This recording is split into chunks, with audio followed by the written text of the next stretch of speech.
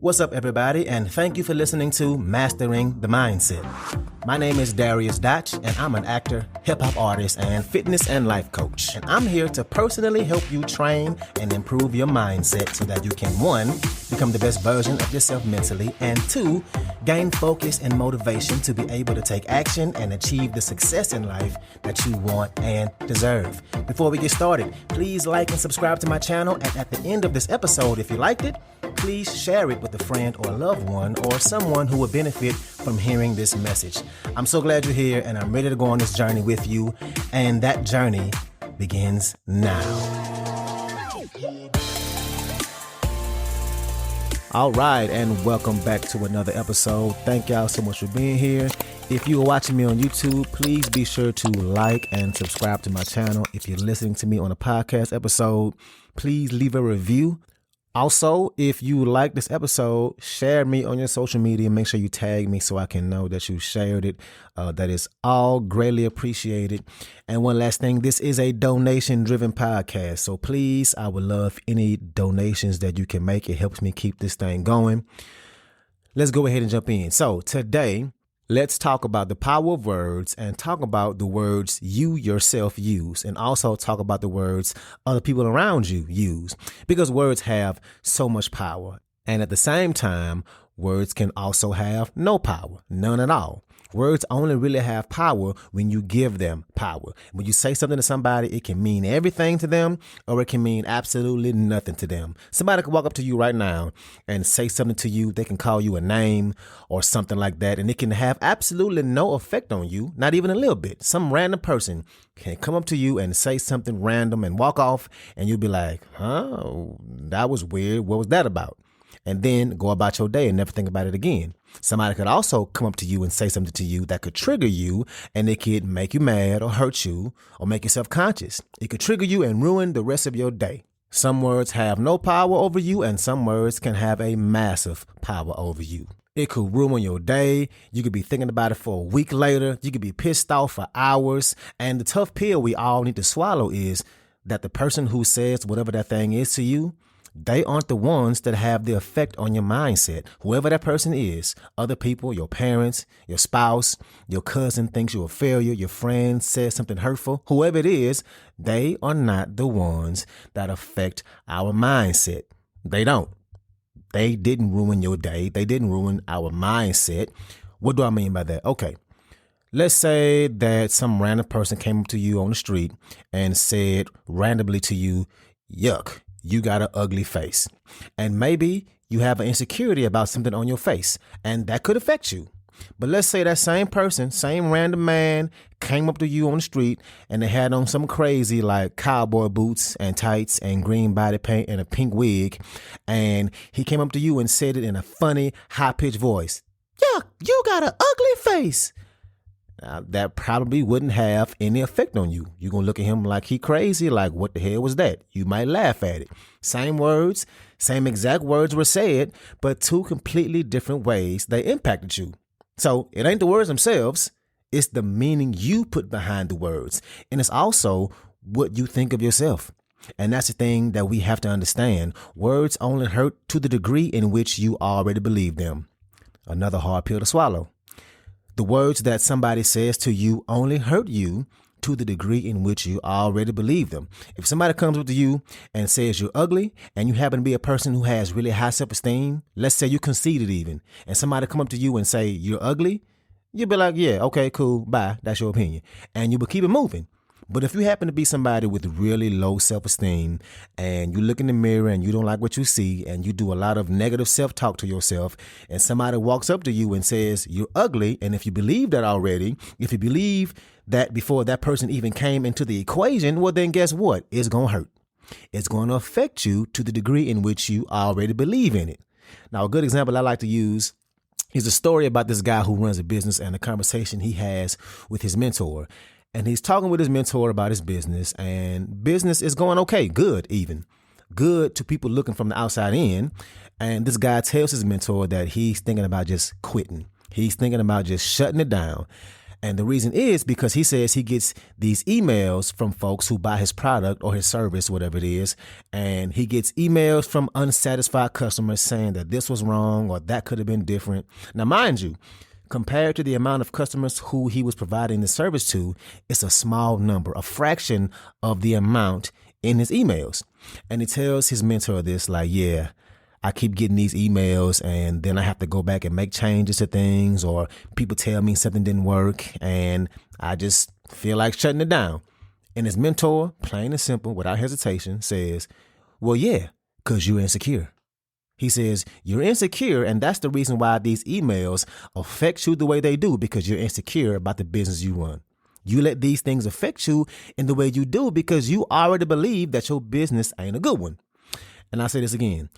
Whatever those things are that trigger us, it's something that we already believe about ourselves. So when somebody says something that triggers you, it's not them that's the problem. It's you.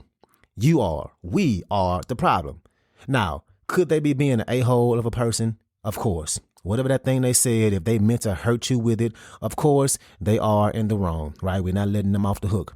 But we are taking some responsibility for the way in which we allow it to impact us. If somebody comes up to me on the street and calls me fat, it wouldn't affect me because I don't see myself as fat. Now, this could hurt somebody who is fat, or it could hurt somebody who really ain't fat, but they think they're fat, right? We all know those people. If they already believe they're fat, even when they're really not, those words could affect them. And on the flip side, you do have people who are overweight or obese, and they are okay with who they are, no matter how big they are. And you calling them fat, it don't hurt them in the least. And we know those people. Think of if you call Lizzo fat, do you think she's going to get offended? No. If you were to call Biggie fat, would he be hurt? No. And not just celebrities. You have those friends. We know those people. They don't let the word fat have an effect on them. They've done the work mentally, or maybe they have heard the word fat all their lives, and you calling them fat won't do anything to them. When we get offended by somebody else's words, it's because we already believe it, and or we have work to do on ourselves. And this might sound crazy, but being triggered by something somebody says is one of the best things that can happen for you. Being triggered is a gift. If somebody triggers you, you should almost be thankful of them. Obviously not in that moment, but later down the road, once you figure out how to work past that insecurity or that mental flaw that you have about yourself, them triggering you is showing you where you ain't free. It's showing you the areas you should work on. It's a place where you're stuck. Now, whether that's about yourself, about what you believe about the world, about the people around you, that trigger is showing you where you are not free, where you're stuck. The area where you're vulnerable to allow other people to control you based off their words. And that's 100% what we need to change. That's a power we shouldn't want anybody else to have the ability to negatively affect how we feel. And the quote I have used on here probably 50 times before, but it's the quote from Eleanor Roosevelt. And the quote is, nobody can make you feel inferior without your consent. No one can make you feel inferior without your consent. Even if you don't realize that you made the decision, even if it's in your subconscious, you decided to give up control of how you feel based on what that person says to you. We can't be out here letting other people control the way we feel, because that's what we're subconsciously doing. We have to be able to take control of our feelings.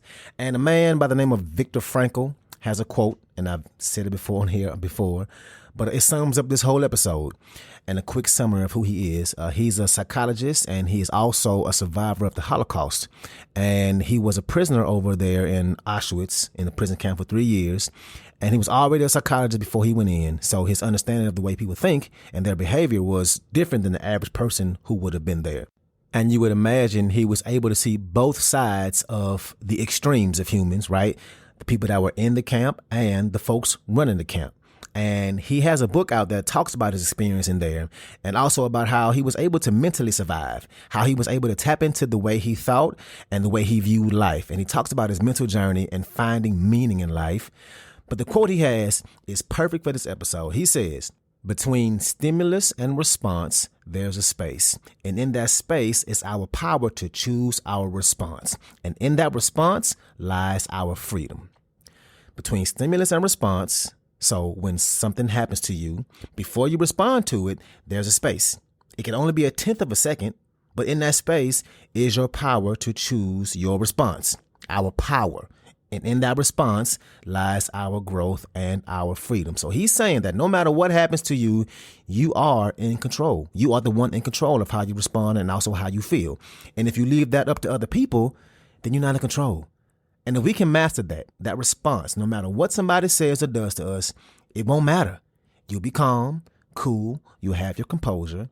And I'm not saying that you won't be present in those moments, that somebody going to say something and it's going to be like you didn't even hear it, or that you won't recognize their actions and words were meant to hurt you or could have hurt you.